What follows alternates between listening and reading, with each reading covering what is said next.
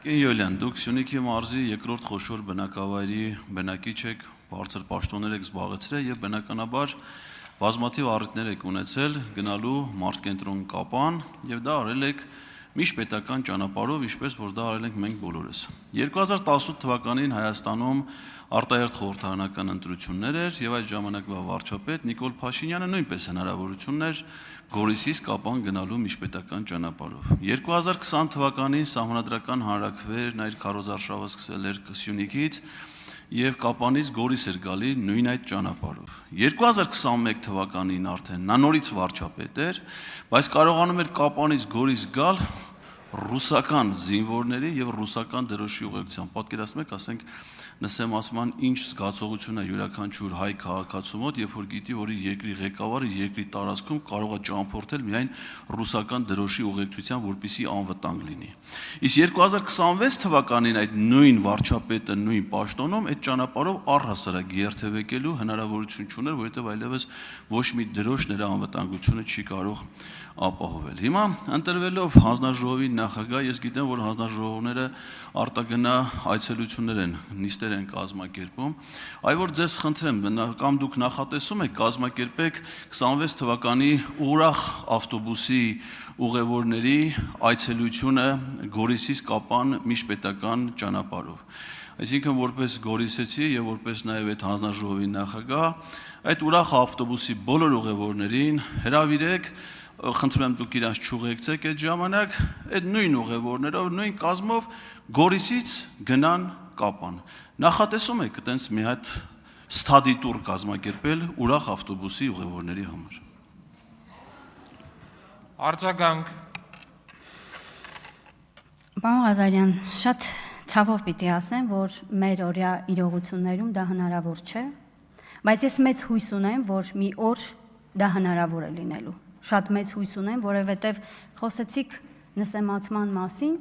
ինձ համար այդ տարիներին ամենամեծ շոկը նա էր, երբ որ խոշորացված համայնքում ապրելով, համայնքի բնակավայր գնալով, երբ որ առաջին անգամ ադրբեջանական հենակետը արդեն իսկ այդ ճանապարհին էր, պետք է Գորիս համայնքի բնակչին ստուգեին, որպեսզի ինքը իր համայնքում կարողանար քաղաքից բնակավայր տեղաշարժվեր։ Դա ամենամեծ նսեմացման գործընթացն էր։ Եվ ես հավատում եմ, որ ուժեղ Հայաստանում, ուժեղ բանակցողի միջոցով մենք կարողանալու ենք երկրում իրավիճակ փոխել։ Ես դրան հավատում եմ։ Ես Հայաստանի ուժեղ ապագային հավատում եմ։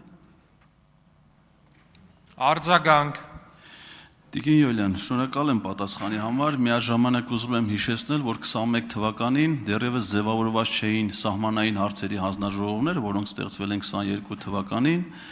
չկար որևէ քարտեզ, չկար որևէ պայմանավորվածություն, որևէ միջազգային պայմանագիր, իսկ նոյեմբերի 9-ի հայտարարությունը նախատեսում էր Կուբատլի եւ Զանգիլանի շրջանի հայկական վերահսկողություն, որովհետեւ նախատեսում էր, որ հայկական զորքերը պետք է կանգնեն այն հատվածում, որտեղ այդ պահին նրանք գտնվում են։ Եվ եթե Աղդամի, Քարվաճառի, Լաչինի շրջանների հանձնման ժամանակը ցույց կար, ապա դա չէր վերաբերում Կուբատլի եւ Զանգիլանի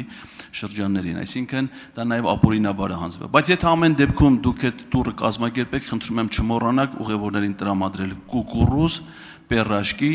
թթու լավաշ, սուջուխ, խաշած կարտոշկա եւ ելակ։ Շնորհակալ եմ։ Հարգելի գործընկերներ, խնդրում եմ մի թվարկեք այն բոլոր առարկաները, որոնցով ուժեղ Հայաստանի ներկայացուցիչները տրակաշարք են բաժանել։ Սա նիստ է, չի կարելի։